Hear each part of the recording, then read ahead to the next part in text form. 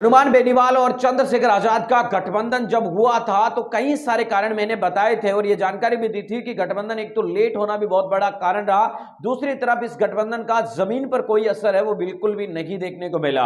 अलग अलग सीटों के ऊपर इनका अलग अलग प्रभाव था, पार्टियों का प्रभाव था, यानी आरएलपी का कुछ सीटों पर प्रभाव था तो कुछ सीटों पर आजाद समाज पार्टी के जो कैंडिडेट लड़ रहे थे उनका प्रभाव था। आजाद समाज पार्टी ने करीब 3-4 सीटों के ऊपर अच्छा खासा वोट लिया है, 2 सीटों पर वो दूसरे नंबर पर भी रहे हैं। आजाद समाज पार्टी ने नगर की सीट पर भी अच्छा खासा वोट आपको बता दें कि लिया है, बानसूर की सीट से अच्छा खासा वोट लिया है, रामगढ़ की सीट से उन्होंने अच्छा खासा वोट लेकर दूसरे नंबर पर रही है। वही हनुमान बेनीवाल की पार्टी ने पिछली बार अकेले चुनाव लड़ा था, पहली बार उनकी पार्टी है वो चुनाव लड़ रही थी और पहले ही चुनाव के अंदर उनकी पार्टी की तरफ से 3 विधायक है वो जीत कर आए थे। लेकिन इस बार हनुमान बेनीवाल भी बड़ी मुश्किल से चुनाव है वो जीत कर आए। हनुमान बेनीवाल का भी एक बार तो मीडिया में खबर चल चुकी थी कि वो चुनाव में पीछे रह चुके हैं, लेकिन आखिर में आपको बता दें कि हनुमान बेनीवाल बड़ी मुश्किल से केवल 2000 वोटों से चुनाव है वो जीते हैं, जिसे हनुमान बेनीवाल के समर्थक और कार्यकर्ता ये मान रहे हैं कि ये जीत नहीं है। हालांकि हनुमान बेनीवाल ने जीतने के बाद खियूसर के अंदर रोड शो किया है।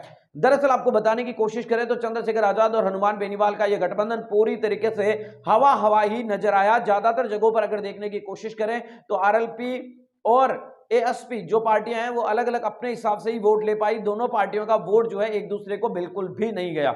मेड़ता की सीट पर भी अगर बात करें तो दलित समुदाय के वोटर्स जो थे उन्होंने किसी भी कीमत पर हनुमान बेनीवाल की पार्टी को वोट नहीं दिया। भोपालगढ़ के अंदर भी इसी तरीके का समीकरण है वो देखने को मिला। साथ ही आपको बताने की कोशिश करें तो हनुमान बेनीवाल की खियूसर सीट पर भी काफी कुछ ऐसा देखने को मिल रहा था। इसी तरीके से आपको बता दें कि कई सीटें जो आजाद समाज पार्टी की मजबूत थी वहां पर जाट जो वोटर्स थे उन्होंने अपने अपने चेहरे देखकर अपने अपने वोटर्स है उसको देखकर वोट दिया, जिसकी वजह से हनुमान बेनीवाल के जो वोटर्स थे उनका भी वोट नहीं मिला। कुल मिलाकर बात साफ है कि आजाद समाज पार्टी और चंद्रशेखर आजाद की गठबंधन का ये जो पूरा गठबंधन था वो 125 सीटों पर चुनाव लड़ा था और केवल मात्र हनुमान बेनीवाल खुद जीत कर आए। इसके अलावा कोई भी कैंडिडेट उनकी पार्टी का नहीं जीत कर आया पाया है। राजस्थान के अंदर हनुमान बेनीवाल का पिछली बार करीब 2.5% के आसपास वोट था, इस बार उनका वोट प्रतिशत भी गिरकर 2.20 के आसपास ही रह चुका है। इसी के साथ साथ आपको बताने की कोशिश करें तो आजाद समाज पार्टी का जो वोट प्रतिशत है वो चुनाव आयोग की तरफ से कुछ दिनों बाद में पता चलेगा कि कितना है, क्योंकि उनकी पार्टी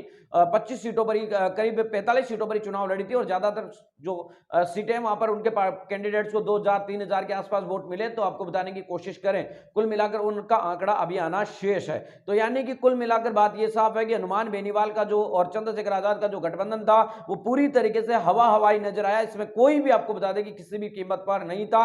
राजस्थान के अंदर एक बार फिर से दलित राजनीति के ऊपर सवाल खड़े हो चुके हैं कि आखिर अगला राजस्थान के अंदर दलितों का चेहरा कौन होगा, क्योंकि बहुजन समाज पार्टी का भी यहां पर वोट प्रतिशत है वो गिरा है। मिलेंगे किसी वीडियो अपडेट होगी, साथ अब तक आपसे लेते विदा। लाइक कीजिए, कमेंट कीजिए, शेयर करना बिल्कुल